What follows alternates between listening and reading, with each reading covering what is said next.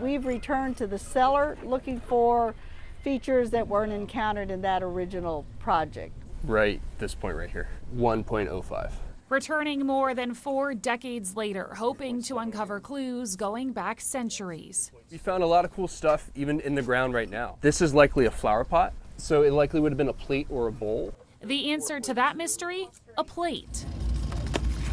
And that's just on the surface. The Hayward Washington House and its property have gone through multiple owners for multiple uses through the years, both above and below the current basement, dating back decades before American independence. We're kind of searching for evidence of it underneath the cellar. This sounds good.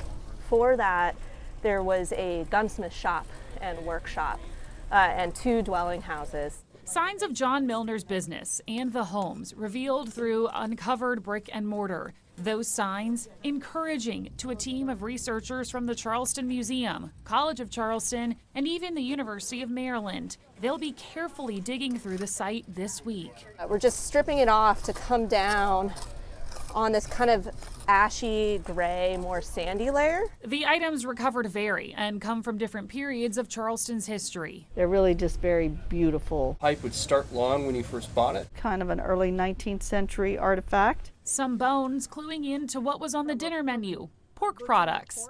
Other discoveries were dropped from the home above, and some further hidden underground, like lots more of the city's history. So I expect a lot of the evidence of the earliest Charleston is in basements of single houses up and down this part of Charleston. And then right in the middle of that. But there are other mysteries at this spot they may never recover. We are certainly hoping to go to the 1730s. We would love to go into the 1600s. 1694 is our first documentation of people owning this property.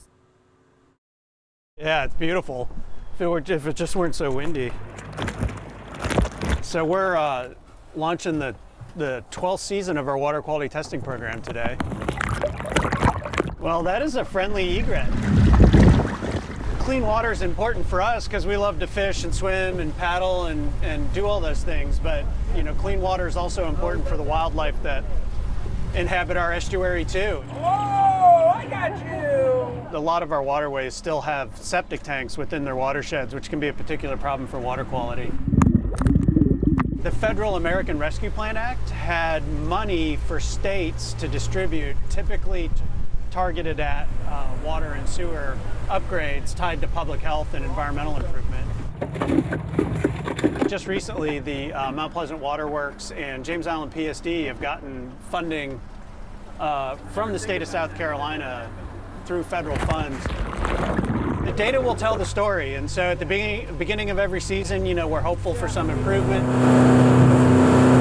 I think you've seen a lot of communities, especially around James Island Creek and Shem Creek and other areas, start to take their responsibility for these creeks and rivers.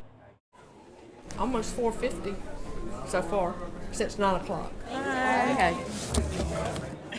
I am getting high energy, lots of interest in books. Check out number 2 right here. It's almost our turn. Stop. It gets a little overwhelming. Check out number 1, please. I have done this for 6 years, and this is the busiest Friday that I have ever seen. We're the Oyos family. We have quite the library at home. This one was counted, yes? Okay. That's a treasure. I was so excited. If we came here just for this today, it would have been worth it. This is not that's Spider's Web. I've been reading since I was 6 and I've never stopped. So there, and now I get to share it with my kids. We probably bought over 100 books. We come here every year. They're my escape, they're my joy. I love story, I love books, good ones. Sir, how many books have you guys gotten? I don't know. Not only are they buying wonderful books at a discounted price, we're able then to take that money and support the library. It means that we're doing the right thing, and it means that books are not dead, that people are still very interested in books. And how many words do you think? And all of these books together? Over 1 million? Oh, I say over 1 billion. No clue. Billions and billions.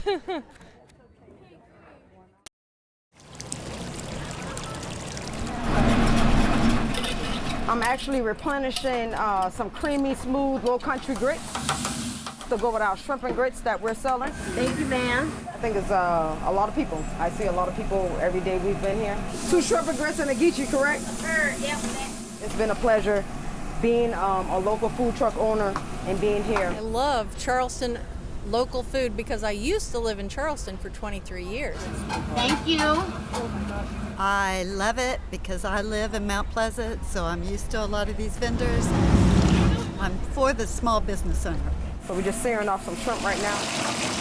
Mama Dot is my mom. I revamped my brand to make my mom the face of the brand. Since she's not here in the physical, I know she's here with me in the spirit. So that's why we have the slogan, experience heaven in every bite.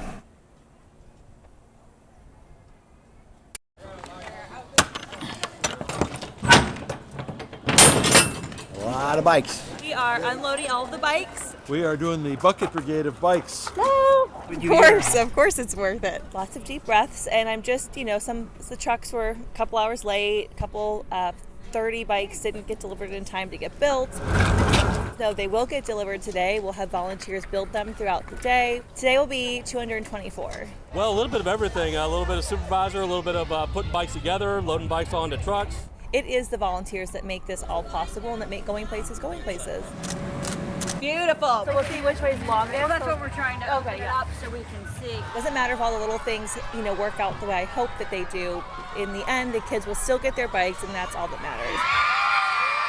Academics is important, but also that we are a leadership and fitness school, so that opportunity to have them have bikes for exercise is very important. This is even better than you could expect it. Better than Christmas, for sure. One girl told me it's No Math Monday, and the other girl said, yes, it's Magical Monday. So here's to those girls for making it great.